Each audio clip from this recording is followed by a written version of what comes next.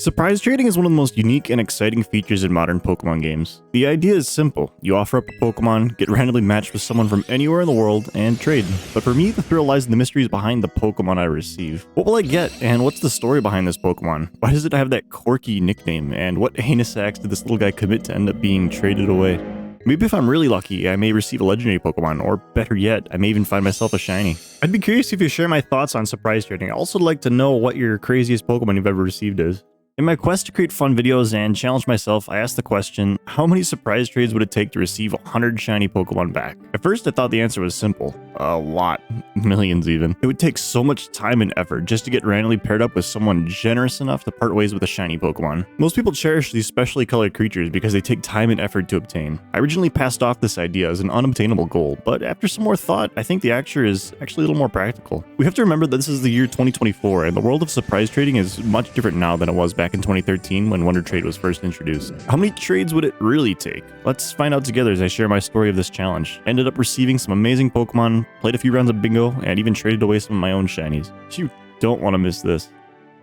As I began the challenge, something truly special happened. My very first trade ended up being a shiny Pokemon. I couldn't believe my luck. This is a fantastic start, but those of you who have recently surprise traded may be rolling your eyes right now. That means it's time to talk about the elephant in the room. Unfortunately, the world of surprise trading has been flooded with bots and advertisers, computer-controlled accounts whose job it is to trade Pokemon over surprise trade 24/7 to convince you to go to their website and spend your money. Their go-to promotion method? Shiny Pokemon. Nicknamed after the websites they want you to visit. These Pokemon are genned into the game, and honestly, you couldn't convince me otherwise. Simply put, they're too good to be true. There is no world where someone would get a shiny Pokemon with perfect IVs and then generously trade it into the world. It's also hard to ignore that the nickname and the original trainer's name match up to a website that buys and sells Pokemon like a black market. Personally, I'm not a fan of these gen Pokemon and the trading bots that have infiltrated the surprise trade market. While I don't have specific cases to share, I can't help but worry. With real money involved on websites outside of Nintendo's control for trading digital goods like Pokemon, I think there's a risk of younger players getting scammed.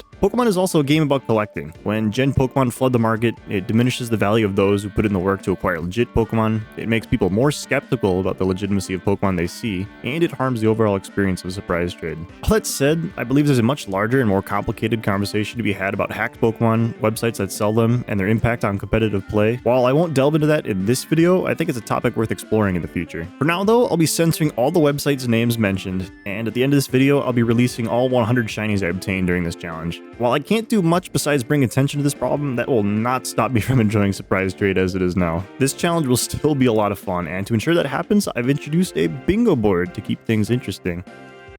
The basic idea is this. I created Pokemon categories and randomized their locations on the board. As I receive Pokemon through surprise trade, I can mark off squares on my bingo board until I get 5 in a row. Only shiny Pokemon I receive can earn a square, and after I finish trading a full box of Pokemon, I'll have to trade away one shiny from my personal collection until I achieve bingo. There's one square for each generation of Pokemon, along with squares for specific groups. My favorites include the Eevee family, Pika clones, starter birds, fishes, dogs, and offensive nickname squares. The last one might be a bit subjective, but I remember encountering some pretty nasty nicknames when I was Wonder Trading for the first time. The last box on the board is the holy grail of surprise trade, the legit shiny. As I mentioned earlier, I think this will be an extremely difficult thing to achieve, but I wanted to include it on the board just for the challenge. In fact, there's a chance I might even get one in this video. Back to the challenge though, the first box I traded went surprisingly well. If you recall, my very first trade was a shiny Fuecoco, which counted for Gen 9. Then I struck gold again with a shiny Golem, which was a double whammy. It counted for Gen 1, but it's also a trade evolution. I was lucky enough to find a Magmortar next, ticking off the Gen 4 square, and I also got a Scissor from Daddy, which counted for Gen 2, but it also ticks off the Mega Evolution square. I still ended up getting a few more shinies before the end of this box, and the one of note being an Alcremie, which counted for Gen 8. As you can see, I made some solid progress very quickly, but I wasn't ready to celebrate just yet. Getting squares early is going to be easy because I have so many categories available. It's going to get much tougher as the challenge continues. Marking off squares will become rarer, especially that legit shiny square. With that said, I was at the end of my first box, so it was time to make a tough decision. I had to trade away my first shiny from my collection. All the shinies I prepared to trade away are legit, and I won't be using any of the gen shinies I received from surprise trades. Each of these Pokemon is one I've hunted in the past, and honestly, I'm okay with parting ways with them for various reasons. The first one up is Espathra. A shiny I hunted around Thanksgiving last year for a video I never ended up making. I thought it was a turkey, but it turns out it's an ostrich. Who knew? It's bittersweet to let go of such a special Pokemon, but I hope someone out there has a chance to enjoy it. At the very least, I feel a sense of pride in combating all these bots handing out fake shinies.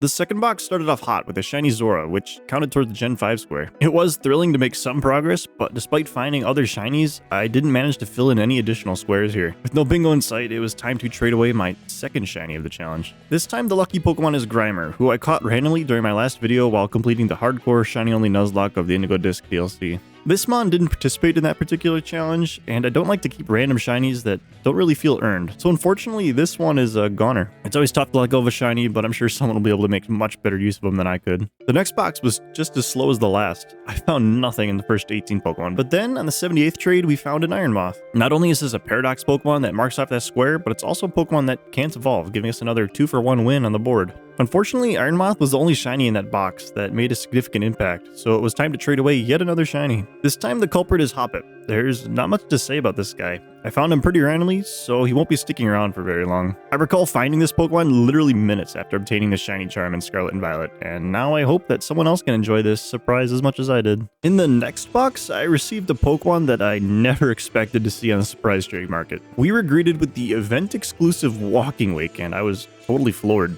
Granted, when you consider its name and original trainer name urging me to visit a specific link, it really shouldn't have been a shock because it's definitely genned, but I really didn't think this is a Pokemon I would see. That said, this was the only thing of significance in my next box, so it was time to trade yet another shiny. This time, I let go of a Sandshrew as it just didn't fit into my plans. To be honest, this is a shiny that I completely forgot I had, so it's probably better off in someone else's hands. As I entered the 5th and 6th boxes of Pokemon, just as I predicted, the bingo progress slowed to a halt as I started to fill in more and more squares. It's a bit frustrating, but we do have a couple ways to win at this point. The most obvious is the dog square. While it's unlikely, a shiny like Lillipup or Rockruff, or Yamper even, would be the Pokemon I need to complete bingo. Notably, I didn't include Eevee in that square because the Eevee family has their own square, and that, along with a Gen 6 Pokemon, could get me bingo. There's also a chance that a starter bird like Pidgey or Fletchling, along with a Gen 7 Pokemon, could lead to a win as well. There are still a lot of possibilities, but as I kept trading, nothing seemed to go my way. We did get some shinies, but since they didn't mark off any squares on the bingo card, it felt as though I was just bleeding shiny Pokemon. My next punishment trade was a shiny Drifloon I found while I was hunting an authentic Sinistea a few months ago. As I traded this yellow balloon away, it dawned on me just how hard this stretch was. I was starting to feel pretty down because it felt like I hadn't made any progress, and the box of shinies I prepared before this challenge was slowly dwindling to zero. Nothing, however, could have prepared me for what I was about to receive as my next Pokemon.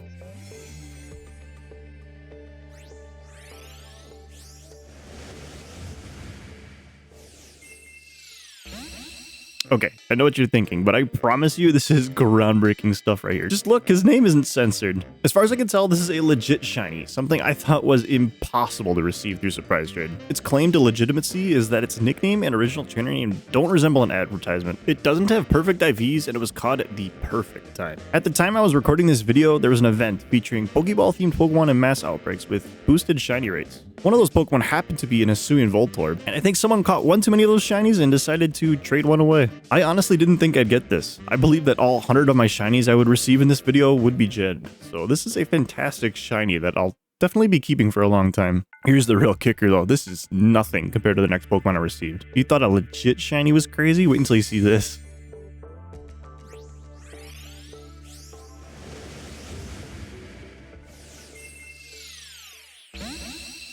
Okay, that was a bit of an overreaction for such an unassuming Pokemon, but take a look at the original trainer name. That's mine. I sent out so many Azurill by this point that I actually managed to receive one back. I don't even know how to begin calculating the odds of that happening. Am I crazy or is this just insane? Does this ever happen to you? I bet that if you tried to do this on purpose, you would spend weeks wonder trading. That's how insane I think this is. Oh wait, I got another one back. That's funny.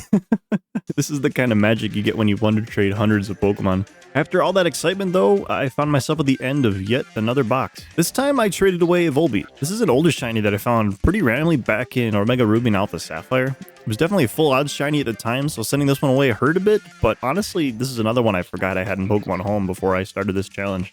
It's a beautiful shiny, and after sending it off into the world, I continued with the trading and entered the worst drought yet. I did receive a few shinies, but none of them really counted. At this point, the thrill of seeing shinies coming back from surprise trade had officially worn off. Not only because I knew they were genned, but also because I'd seen so many at this point. I also had to let go of yet another shiny, and this time it was an Altaria. It was unfortunate to lose a very pretty shiny, but I did end up receiving a Pokemon back that changed everything. Trevenant. This guy is from Gen 6, and with that square marked off on the board, I was one step closer to completing my bingo card. Now I have two clear paths to bingo. I've been searching for ages for a dog to win, but now a shiny from the Eevee family would be enough as well. But out of nowhere, about 20 trades later, it happened. I saw a familiar Pokemon flash across the screen, a Pokemon I could never forget after spending hours playing with it in Pokemon Coliseum. An Umbreon. This is it, a shiny from the Eevee family that makes bingo, and the board is complete. It felt like the perfect payoff after all the hours spent trading and all the shinies I sent into the world. I have to face reality though, because after that high wore off, I realized I was only a quarter of the way towards my ultimate goal of 100 shinies. 5 hours in with only 200 trades under my belt made me realize just how much further I had to go, and I knew I'd have to do something else to keep things interesting. I decided here that a second, much harder bingo board would return once I reached 50 trades, and until then I would try my hand at an unconventional shiny hunting method. When you surprise trade in Scarlet and Violet, you have a few seconds to walk around and explore while the game searches the globe for a trading partner. So I had an idea. Could I find a shiny Pokemon by only utilizing this short window of time? As I started my side quest and traveled to a nearby scissor outbreak to hunt, the answer quickly became clear. No. While I managed to find shinies through surprise trade that helped me make progress toward my larger goal, I couldn't find any overworld shinies during those brief moments of exploration. To be fair, part of the reason was because I wasn't using sandwich powers to boost my odds. That said, it wasn't all bad. I ended up receiving a Pokemon through surprise trade that truly took me by surprise.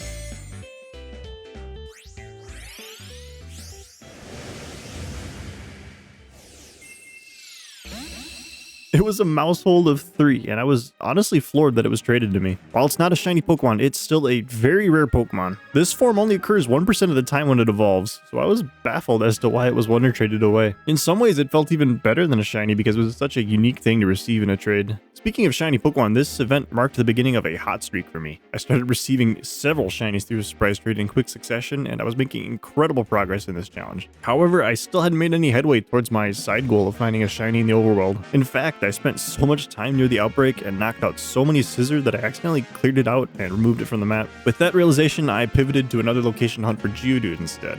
This didn't cause my luck to change though. I still made progress toward my goal of 100 surprise trade shinies, but the dream of finding an overworld shiny slowly faded away. As a side note, I switched from trading Azurill to Munchlax after completing 330 Azurill trades here. You might be wondering why I only traded away Azurill for the first part of the video, and the reason is pretty simple. I love Azurill. Before starting this challenge, I ended up breeding hundreds of eggs to Masuda hunt for it. I've always wanted a shiny for taking on terror raids in this game. Even though I have a competitively bred one named Swoogie that dates all the way back to Black and White, I wanted a second one with a water terror type to give me more options for clearing raids with one of my favorite Pokemon. Why not make that second one a shiny? So I Masuda hunted these Azurill, and near the 300 egg mark, I finally managed to find the shiny I was looking for. Since I finally had what I was looking for, I decided to pivot to Munchlax as the Pokemon I would surprise straight away. Munchlax doesn't have a heartwarming story behind it. It's simply a Pokemon I like that someone suggested I Masuda hunt, so that's what I did. I do already have one shiny from the Ogre Ousting reward event in the Teal Mask DLC. I just needed one more shiny from this family to complete the living deck, so it made sense to try for a second one. Speaking of the Teal Mask DLC, I need to give a little background for the following clip. Say what you want about the Scarlet and Violet games as a whole, but I think they have some really interesting characters and storylines, especially the Hidden Treasure of Area Zero expansions. Here I was talking about my thoughts on Kieran's character, who is one of my favorites. Permission to spill the beans about the story? Because I got opinions on that story. Let me tell you what. It's like one of the weirdest stories, I think, storyline-wise. I think it's the first time in any Pokemon game that I've felt like the villain instead of a hero. If you look at like the stuff that happens in the Teal Mask and then the Indigo DLC, it's basically like the story of you bullying a kid. It's so bad. Like he keeps challenging you, you keep whooping him in front of his family and friends, and then he gets like progressively more insane and demented. The character that you consistently beat in this story has like trauma. Hey, it's a shiny Geodude! Yes! That's what I wanted. Yes! I'll be honest, I did not expect to actually get an overworld shiny here, especially since I wasn't using any sandwich powers. I do have the shiny charm here, so I was looking at about 1 in 1,000 odds, which is pretty cool. You know what else they say though? Good things happen in pairs, so this happens as well. 8 hours is approaching. That's a long time. I'm trying to do the math in my head. 8 hours for 40-ish. Well, 8 hours for 43. It's still about 20 hours. If I did that math right. 20 hours total. Hey! It's another Geodude! Okay, one in a thousand shiny is pretty cool, but a second is even more amazing. As background for the next clip, that comment about 8 hours being a long time sparked a conversation about playtime in video games. Once we started talking about that, you know I had to flex my stats. 300 hours, 170 shinies, not bad. It's probably not the best, so let me know if you got me beat here. This led me talking about hours in other games. One of my favorites and a guilty pleasure of a game is playing Rocket League, so that's in the background for this clip. Oh, that's gotta be in the 20s days.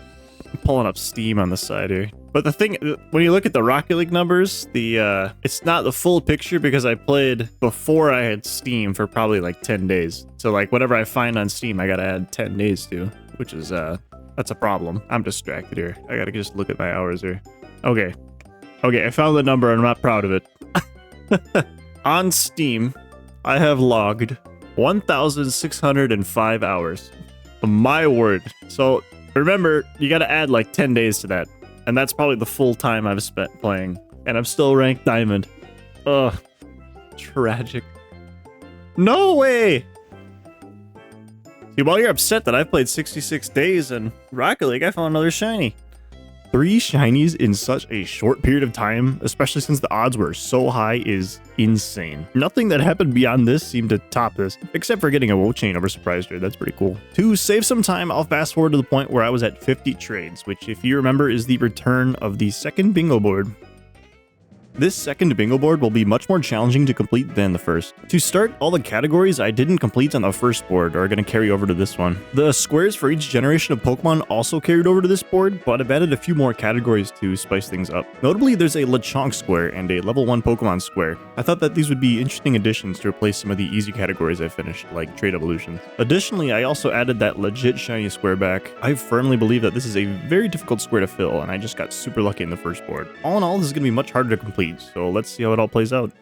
Just like before, this challenge started off great. First, I got a Shinx, a beautiful shiny that marks off the Gen 4 square. Soon after, though, I found one of my favorite starters, Charmander, which marks off the Gen 1 square. This is awesome because these two Pokemon are already on a diagonal, but as I'm editing this video, I just now realized that the fossil square will be nearly impossible to fill. I'm pretty sure every single one of the fossil Pokemon is unavailable in Scarlet and Violet. Your Honor, I plead oopsie daisy. I should have been a little more thorough with my research before I created this board.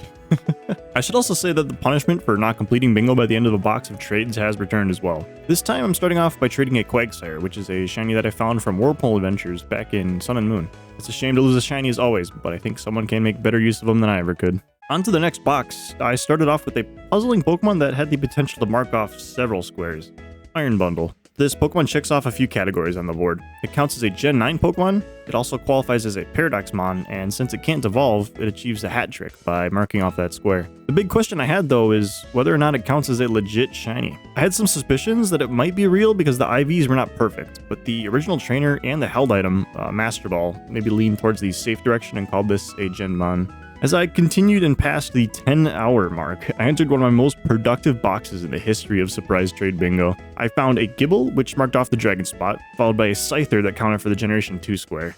Next, I discovered a Sobble, which checks off Gen 8, and a Crocodile that represents the Gen 5 square. Finally, I found a Rowlet, completing this amazing box with a mark for Generation 7. This was an insane amount of progress, but I had to remind myself that this should be expected. The first few boxes of trades when doing this challenge tend to fill in a lot of squares quickly, as was apparent in the first bingo board I did. I have to remember that things are going to slow down as I begin to need very specific categories of Pokemon, like dogs or Ultra Beasts. Speaking of Ultra Beasts, I also messed up a bit here too, and didn't realize that Ultra Beasts are unavailable in Scarlet and Violet, meaning that the left column of the board will be impossible to fill.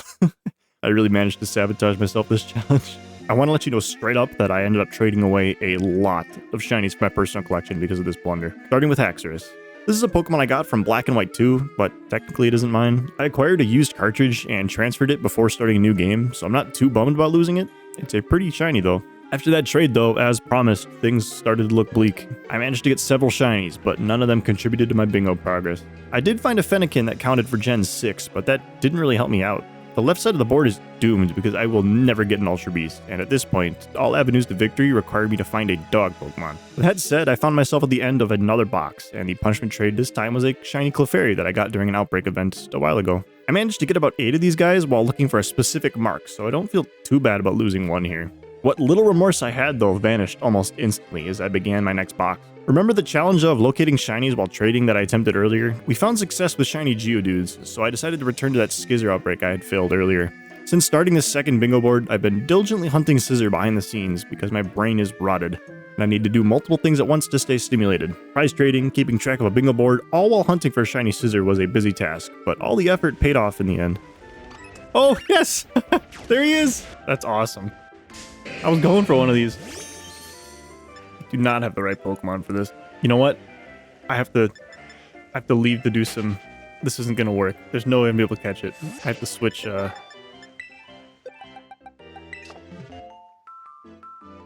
Where'd he go? What? He's gone. That's why you save, kids. I'll take an overworld shiny any day over these surprise trade ones, but the next one I received is pretty cool too. It's the kind of Pokemon the younger version of myself dreamed of receiving over Wonder Trade back in X and Y. I managed to receive a shiny Mesprit, which is a shiny legendary that counts for one of those squares I couldn't fill in the previous board. Interestingly enough, it doesn't have perfect IVs, but since it feels way too good to be true, I ended up calling it a Gen Bon again, not legit. To be honest, this Pokemon was the most exciting thing to happen for a long time, and I officially entered the toughest stretch of the challenge mentally. The next several boxes of Pokemon were a bust. I traded Pokemon after Pokemon and didn't make any progress towards bingo. I ended up trading away a shiny Rotom I had, another shiny Clefairy, a third shiny Clefairy, and because my box of legit shinies was dwindling away, I even traded away that shiny Geodude I caught earlier in this video. It was a tough stretch, and I was feeling pretty down, but I think the game was looking out for me. It's almost like it knew I was suffering and wanted to give me a consolation prize, so it blessed me with this encounter. What was... That looked pretty normal, right? Yeah, look darker color than normal. Take that, Scyther. Holy sh**, it's a Geodude! What? You replaced the one I just caught. This thing's a plague. Such an absurd number of shiny Geodudes and Golems. This is the fourth one I've found on this challenge. This was a nice surprise, and seeing one of my Munchlax return home to me was also exciting to see. Maybe getting your Pokemon back over surprise trade isn't so rare after all. It's the third time it's happened, but to be fair, I've traded just about 700 Pokemon at this point, so I think anything goes. Even with all these wins, I was still not making progress though. Maybe I was feeling a bit defeated, but at this point, I took the game's pity and threw it out the window by surprise trading that Geodude I literally just caught.